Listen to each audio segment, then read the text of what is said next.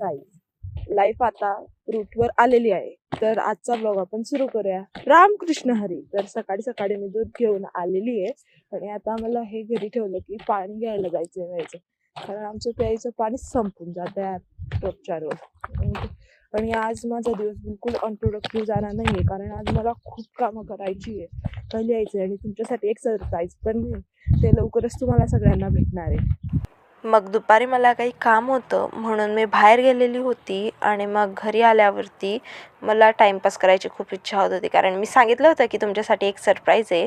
पण ते लिहायला माझं मनच बसलं नाही आणि मी टाईमपास करायला इकडे मागे येऊन गेली आणि तिथे बसून नुसता टाईमपास केला. मी एका ठिकाणी बसलेली होती शेतामध्ये फक्त, आणि तोंड पण असं छोटंसं केलं होतं ना की कोणी म्हणेल आजारीच पडलेली आहे, पण असं काहीच नाही आहे. मस्त एकदम आनंदित होती आणि माझ्यासारखे बिनलाजी कोणीच नसेल कारण घरी एवढे कामं असून सुद्धा मी इथे बसलेली होती. तर आता मी जाते, तिथपर्यंत तुम्ही मला फॉलो करून घ्या.